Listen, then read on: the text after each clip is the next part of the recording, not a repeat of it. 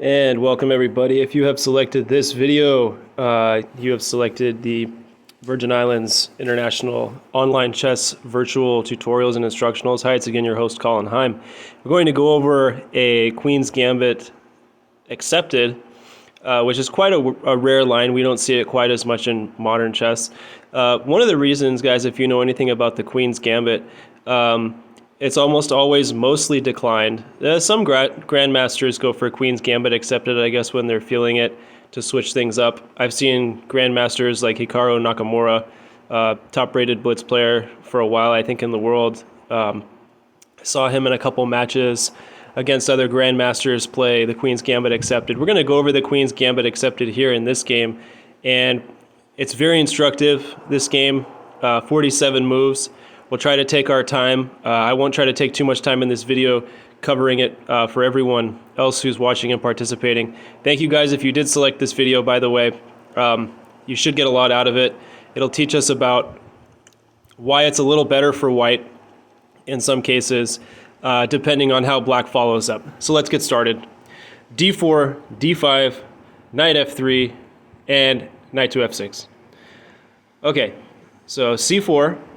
Now going for the Queen's Gambit, and now accepting the Gambit. So, in many other lines, guys, we see C5. C5 is a semi-Tarrasch, or not the semi-Tarrasch. It might be a Marshall. I actually forget what that is. But anyways, this is one of the least well, in some cases, it's more or less expected than usual. Anyways, Queen D4 was played, and this is the Mannheim variation. Just saying, well, your black king is getting checked, and now I'm going to capture the pawn that was gambited after the exception of the gambited pawn, and I'm going to just recapture it on the next move. So after that, my opponent played the move knight from B to D7, now just blocking the check, and that means I get to pick up the gambited pawn, so regaining material.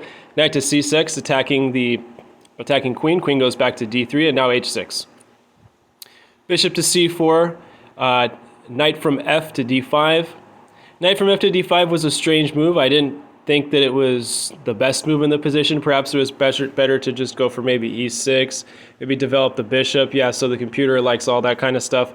Instead, we saw maybe a less characterized move. My opponent here, Vladimir Petrovich from Russia, playing here with the black pieces, rated around 1900 ELO on Lichess open-based web server, and in this game I was rated over 2,000 ELO, just over 2,000 ELO in a classical time format, 30 plus 0. So bishop to G3 as a response to knight from F to D5, and now E6. E6 was played, knight to C3. Guys, find a better move for white in this position. What's better than knight to C3? Find a better move for white. Guys, knight from B to D2 is a little more accurate, okay? And then that creates, well, it creates a better center for white, and the pieces are a little more coordinated. Knight to C3 is basically offering an exchange, but that didn't happen. We saw my opponent play the move knight to B4 here, going after the queen again. I don't know if he thinks this is clever or what the case is. The goal is to not only attack the queen, but also attack the C2 square and go for that fork, forking the king and the rook, going for the royal fork. But that didn't happen.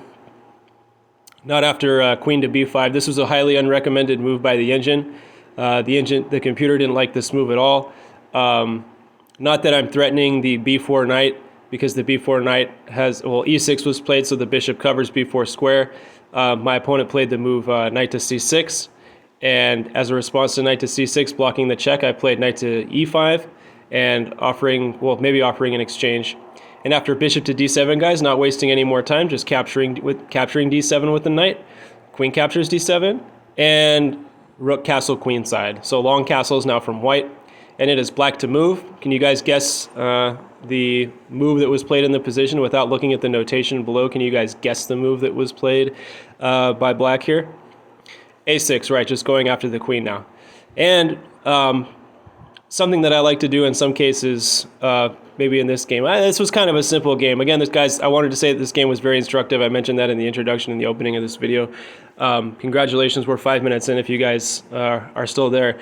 Thank you for participating. Thank you for watching, and I promise you'll get something out of this. as it is a 47 move game. It is not a miniature. Queen to h5 was played in this position, and now bishop to e6, perhaps offering an exchange of the dark squared bishops. And guys, not going for bishop captures. If bishop captures in this case, which is not the best move, just recapturing now with the queen. And I think black's doing fine. I think black's actually doing all right on the queen side. White still has an underdeveloped light squared bishop. I never even got to play the e-pawn. e3 should come, but it looks like maybe black is a little bit ahead there.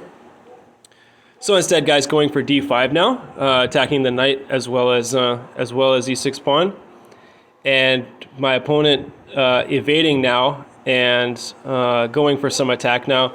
a2 is still covered by the c3 knight, so I didn't really have to play king to b1, but I did want to get out of the center, as I didn't want maybe a rook swinging on c8, or even queen to c6 would maybe cause some pressure there on that c-file. So I wanted to evade that at all costs. Hence is why I played the move king to b1. Now knight 6 d5, knight from b6 square to c5, and now knight captures. Knight captures and e4. Okay, so now finally e4 is played from white, and here not moving the knight first and not capturing the bishop. Not going for that yet, just getting out of the way. And also getting out of the way now attacks the white queen. So let's go, guys. Queen to f3 and queen to c6. Okay. So I considered a move like rook to c1 in this position, and that's actually highly unrecommended. We'll just capture. The threat here is the e4 pawn. And now, guys, find the best move for white. I just touched the piece, to basically demonstrate the best move. Yeah, the best move is just e5, and that's exactly what was played. My opponent, in order to evade this fork, he came up with queen f3, g captures, recaptures on f3, and bishop to e5, keeps that fork from happening. And that was actually a nice, clever combination. But after all this, white is up a minor piece still. So as we count the material, black has 2, 4, 6, 7 pawns, and white has 2, 4, 5. Okay, so black has 2 pawns for the minor piece, so white is +1. But in this endgame, guys, we're going to see that having an extra bishop, having an extra minor piece is just completely won, and it just gives too much of an advantage. Okay, so d5 is a continuation, is a mistake now, because that hangs the g7 pawn. But not capturing the g7 pawn first, guys, with the dark squared bishop. Just developing now to c4 and attacking the knight d5. And now pushing the c6 pawn, and giving more coverage, as now there's 2 pawns protecting the knight on d5 square. Bishop captures d5, c captures d5, and only now recapturing, or not recapturing, but going and stealing that g7 pawn and saying, well, now your h8 rook is under attack, and I'm completely winning. So yes, white is winning in this endgame.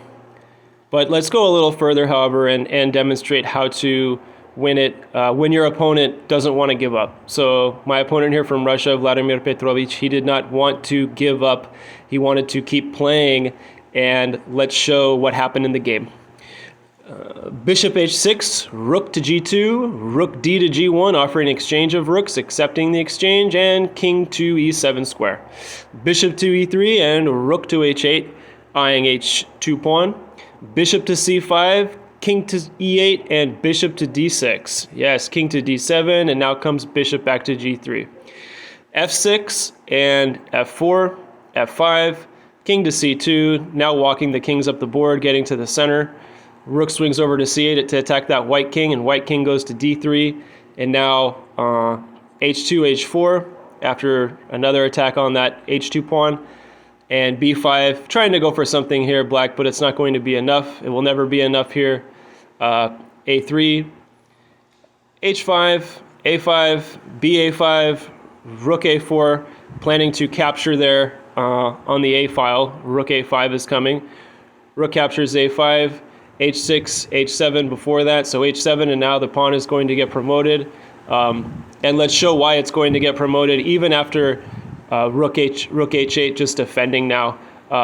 Let's demonstrate now. So what you do is, guys, in this position, if you have a bishop in this endgame and you want to queen your pass pawn here, you swing the rook up to h6, and now after king to e7, bishop h4, that means check to the black king, and after king goes to f7, there's bishop to f6, and now there's nothing left to do.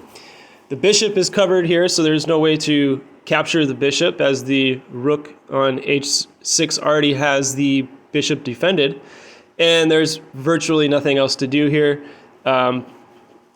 It's not recommended that you move the king anywhere.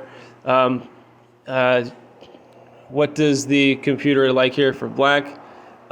It says that capturing the pawn is actually best, yes. And after this happens, recapturing h7 with the rook, and after king captures on f6, you have this rook endgame against only one pawn, and white is completely winning. So that is why in this position my opponent resigned. And thank you all very much for participating. This was the Queen's Gambit Accepted, the Mannheim variation. And you should have got something out of this today. It was highly instructive, and some maybe suspect formulating moves from Team Black, and just not enough. And thank you all for watching again, and many more to come in the future with U.S. Virgin Islands Online Virtual Chess. And as always, thank you to everyone, and good luck with your chess online and over the board. Take care, and see you on the other side.